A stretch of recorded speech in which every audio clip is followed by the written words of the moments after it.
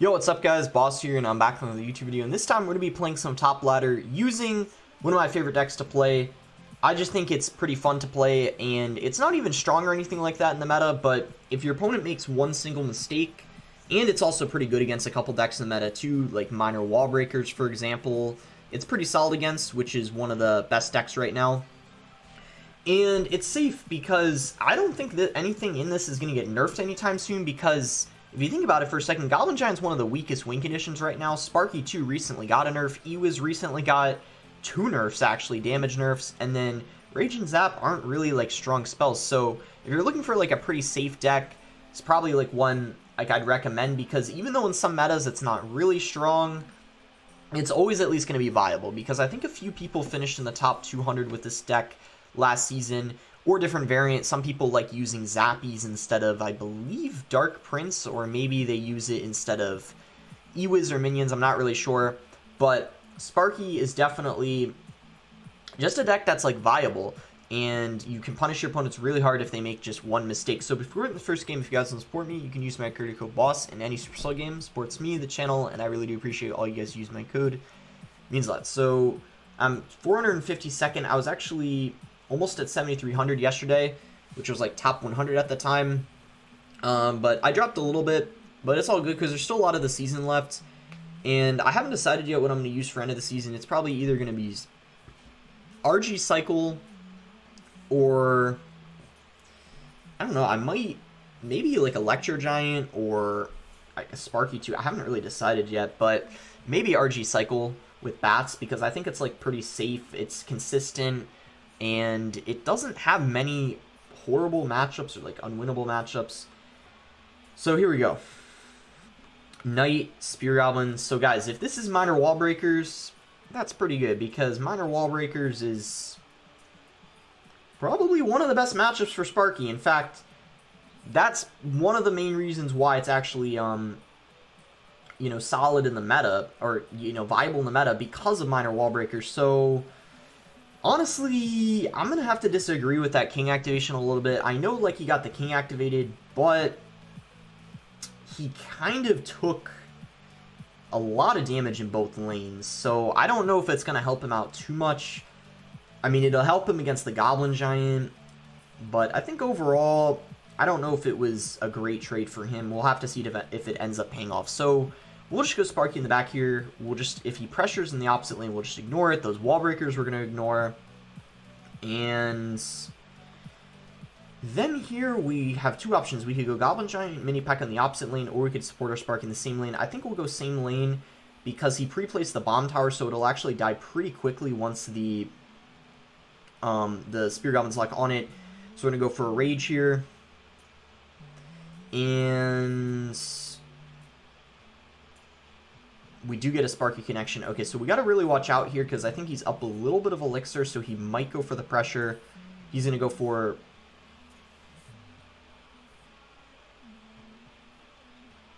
Okay, not bad. I'm glad the wall breakers didn't connect. Kind of annoying, though, that the Magic Archer ended up lining up on the tower. So we're actually going to Sparky in the left lane just because I think he's going to try to pressure this lane since it's pretty low on hit points. And then what we can do, I feel like a lot of Sparky players don't do this enough, apply dual lane pressure. So you have the Sparky in one lane already that they have to deal with, or it'll get way too much value, and then you have the opposite lane push. And then what you can do is you can go like a Rage like this, so because you can actually hit the Sparky and the Goblin Giant with it.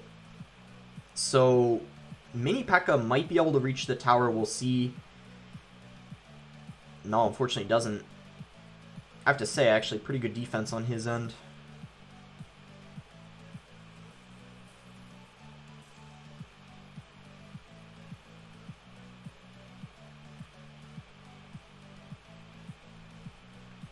He actually, I mean, he's playing pretty well. Ooh, the fact that he had to tornado that's not good that he had to tornado that for him, I mean. Because now I'm going to be pretty surprised if he defends this without the tornado, because the minions are just going to destroy him, and he gets back to the tornado too late. That's going to be a good game. That tornado, the fact that he had to NATO that Mini Pekka definitely cost him there, put him at an elixir deficit, but I would say from the start and just before that tornado, he pretty much played that perfectly. Like, really good defense. He did a good job of defending the Sparky pushes, but it's just a great matchup for me. It's one with Sparky that you should probably win, like, I don't know, I would say 80% of the time, 90% of the time. You can't win it literally every single time because, especially if you're high up on ladder using Sparky, if you're against someone insanely good with minor wall breakers, they definitely have a chance of winning, but it's so hard for them because they have to play it perfectly, and they just need to be in the correct cycle the whole time, and they'll eventually get overwhelmed, and if they do, like, one thing wrong, they'll lose. Alright, here we go. We got our next game. So let's see what our starting hand is. We do have Sparky, we do have Dark Prince, so if he's not going to do anything, we can just go ahead and start with Dark Prince in the back. I think it's with Sparky, I generally make the first move, even though it's a heavier deck. Sometimes single elixir sometimes single elixir in certain matchups is the only time that you'll be able to get a good chunk of damage, so it's good to make the starting play if your cycle isn't horrible. So he's going to go for an Ice Wizard. Hopefully this is Graveyard and not Ice Bow, because that's a huge difference in terms of what the matchup is. We're just going to chill here for a second, wait for him. Okay, we're going to Sparky this.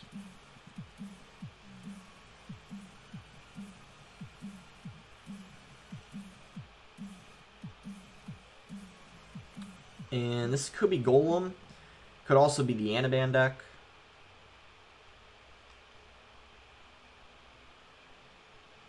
And yeah, it looks like it's the Anaban deck.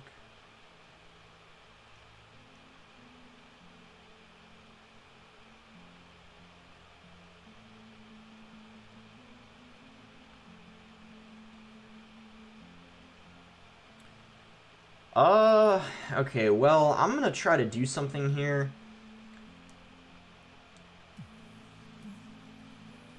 What we're gonna try to do is punish him for being super aggressive there.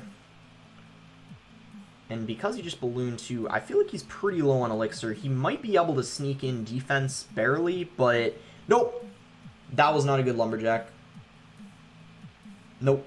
Nope. Right into a charging Dark Prince. So we are going to be able to get the tower down below 1,000, which means we have the lead.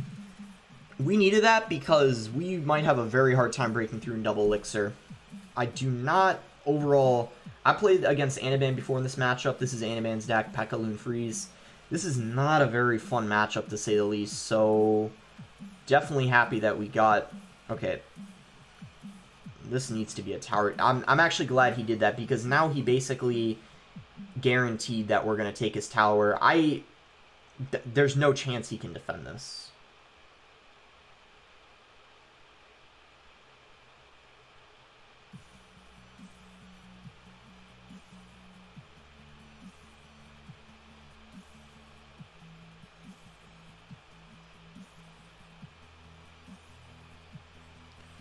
So we're going to get a good chunk of damage. I'm a little scared now that he's going to pressure, and I don't know if I can defend it, but we'll try our best.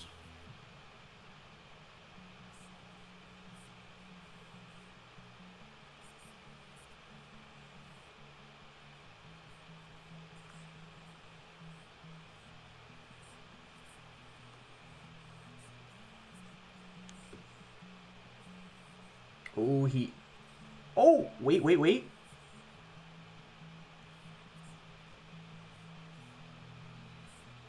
Oh.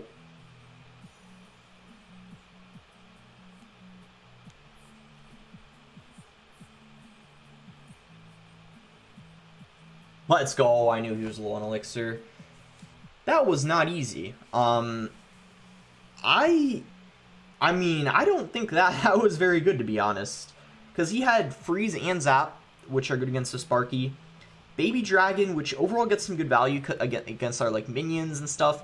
Pekka's pretty good against the Goblin Giant, so that was certainly not easy. I think there were a couple times where he was a little bit too aggressive. Anaban, when he plays his deck, he has more of a passive playstyle. I think some of his balloons were a bit aggressive, and instead of going for the tower trade, which he did, which I feel like gave me a chance, he should have just played more defense and then gone for a balloon when he knew it could just like finish off the game before I was able to build up like a push and take his tower, for example.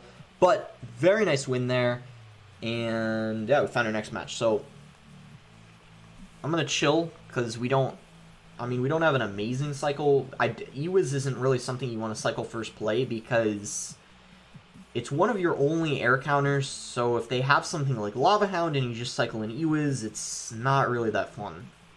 So he's got a Miner and a Zap, so this could actually be Lava. I don't know what other deck would have. Yep, so it's probably Lava. Okay, so this matchup, what you want to do is you don't want to use the Sparky, so you actually want to go like you're about to see. So you want to go like this. He's probably going to go for Barbarians here, so we're going to go for a Rage. Take those out real quick. Okay, we get one hit here, so what we want to try to do, if possible, is completely ignore this Inferno Drag. However, I'm not going to ignore it because look at my cycle. It's not very good. I want to have a Goblin Giant in cycle, so when he lavas, I can go Goblin Giant in the opposite lane. And you do not want to Sparky in this matchup. You only do that if your cycle's really messed up. So what you guys are seeing right now is exactly how you want to play this matchup. You're using your Goblin Giant and Dark Princes and Mini Pekkas only. You're not really using your Sparky much at all. So obviously, after playing that Lava, he's pretty low on Elixir. So what we're going to do is we're going to ensure that we take the tower. We don't need a Rage. I was thinking about it. We don't need it, though. There would be no point. And then we're just going to try to make sure he doesn't take both of our towers here. I don't know, here's the thing, right? Like, I think no matter what, he's taking one of them, and I'm aware of that, so we're going to give him one. There's just no way we would have been able to save, both of our towers. As much as it sucks that we lost our tower to Lava Pups, we didn't really have a choice there. And I don't think he has a very high chance at defending this, so that's pretty good. He's actually not even supporting... Okay, he goes arrows, so now he doesn't have anything for the minions.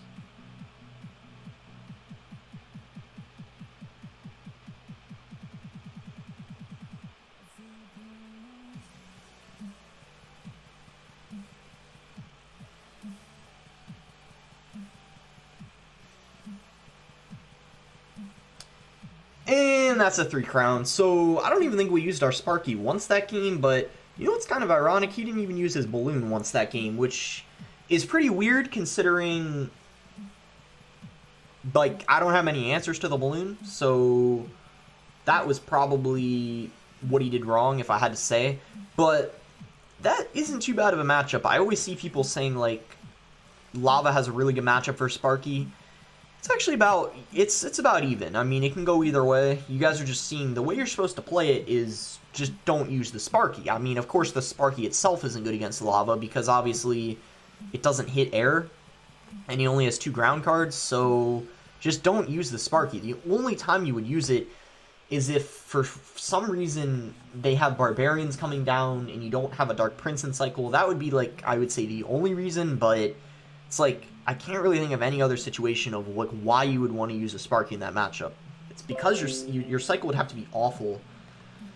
So here we go. We got in the next game here. And he's going to go for a Bandit. So, and a Ghost. So, okay, Pekka, Bridge Spam. This matchup really can go either way. It was much easier before the Sparky got nerfed, but now that the Sparky got nerfed, it's one that really can go either way. But before the Sparky nerf, I think it was actually quite good for Sparky, but not really, I feel like anymore. It's definitely not as easy. So we're going to Sparky here. The way you want to play it, though, is, wait,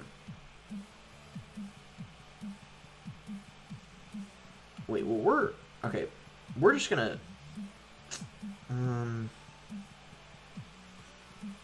I hope I'm making the right play here. He doesn't have an Ewiz in cycle.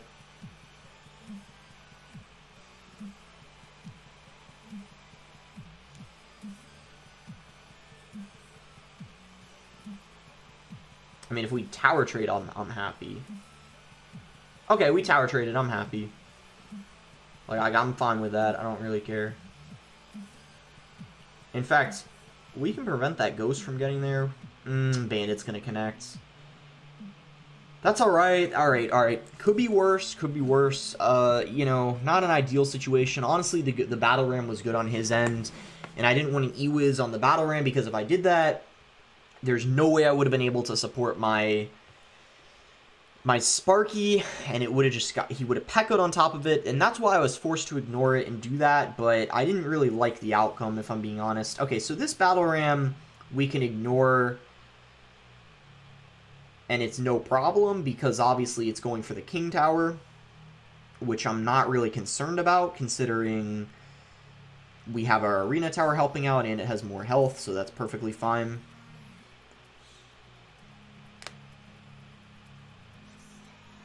And we're just going to Sparky again.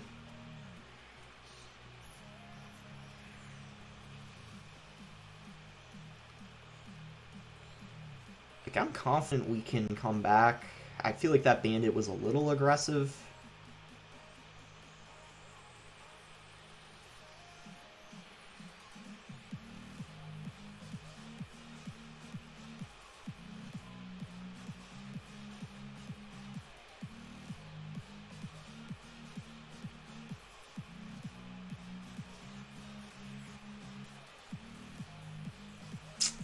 Good game. I think that's GG.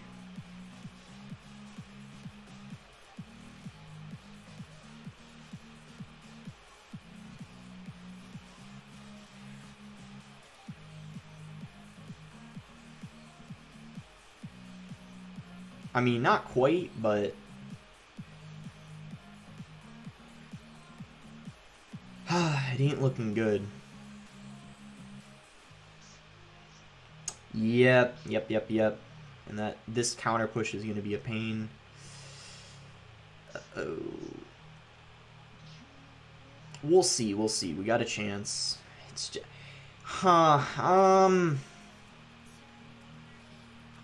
You know what? I think at this point we have to do this, because if we just keep doing what we're doing, we're going to lose eventually, so we got to do something crazy like that, and we get a mini Pekka to the tower. We force a lot of elixir out of him, so I'd say that was a success. May have not made much sense at the time, but that was potentially our game-winning play.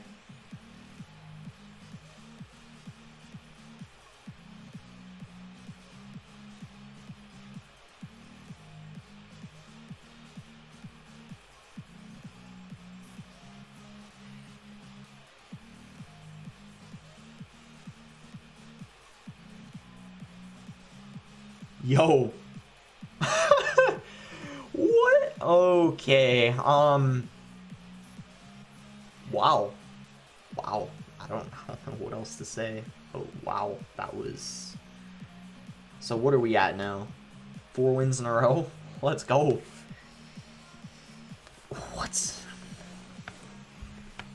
As I said, Pekka is not easy, especially after the Sparky nerf. Before Sparky got nerfed, like...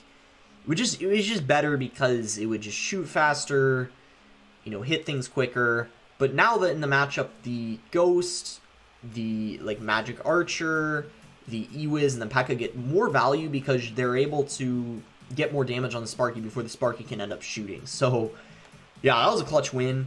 You know, yeah, definitely not easy. So, yeah, that was good. So...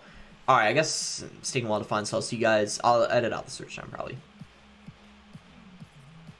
Alright, here we go. We found our next game. This guy's actually pretty high up, so a win here would give us, I think, like, probably 40, which would be really nice, so we'll do our best to win. And this will be our last game, or maybe we'll play one more. We'll see how long this game takes. So, he's going to go lava. I'm going to go... We're going to do the same thing we did the lava game, other lava game. Unfortunately, we don't have mini Pekka or Rage in cycles, so that's frustrating, but at least we have the Dark Prince, so if he does go for Barbarians, we obviously are going to have a really good answer to those. So, does he do anything about those minions? He goes for a zap.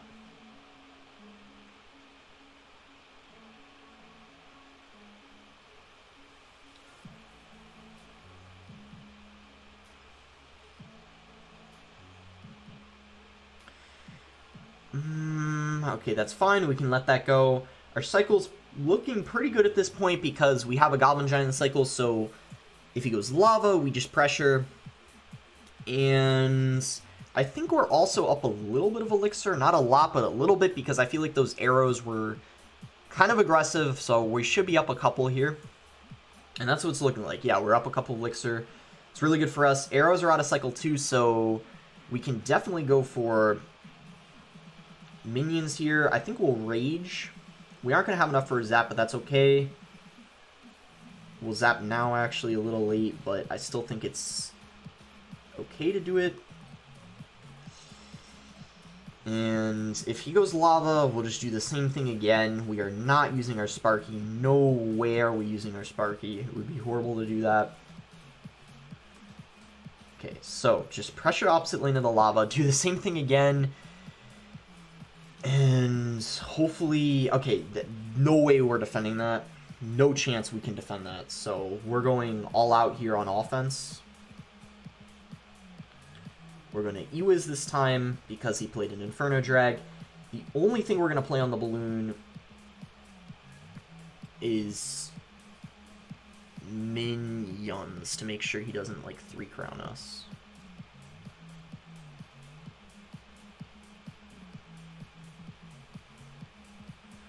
Oh, I don't think he has enough elixir. Let's go. Woo! Man, I got so lucky that he decided to punish there. Plus 39. So, I'd say that's a good way to end the video. I was going to say if I lost that game, I probably would have played one more, but I think we're going to end off of that. That was a great win. Oh my gosh. We're not top 200. That's a joke. Okay, well, anyway, we won 1, 2, 3, 4, 5 good games. A couple of them I would say were not great matchups. This Pekka one I don't think was very good. This one wasn't horrible. And yeah, this lava one, same as this other lava deck. So, but I mean good though, because it's showing you guys decks that are meta. Balloon's very good in the meta right now. Minor Wall Breaker's very good in the meta. And Pekka, even though Pekka isn't really meta, I feel like there's always people, like Pekka's a very popular deck, and I think in lower arenas, like it's used more. So probably good to get those Pekka games in there too to show you guys. Because whenever I use something like Giant or Sparky, there's always people asking like, how do you beat Pekka? So there you go. We had some great games. Did we make our way into the top 200? Like maybe someone lost. Oh my gosh. Okay, well guess what, guys? You're gonna get clickbaited because of my title. I might say top 200, and if I'm not, and even though I'm not and even though I'm 201st, I don't care. You know, get clickbaited. All right, by one place. So hate me if you want. Cry about it. I don't know. Am I a bad person? I clickbaited you guys for literally one place. But anyway, that's gonna be it for the video. Like, subscribe if you guys enjoyed it, and thanks again. Until next time, guys. My next video will most likely be on the Double Elixir Global Tournament. So probably no video tomorrow, and then I'll do a couple videos on the Double Elixir Global Tournament. Are we in the top 100? No, we're not. Okay. All right. Bye, guys.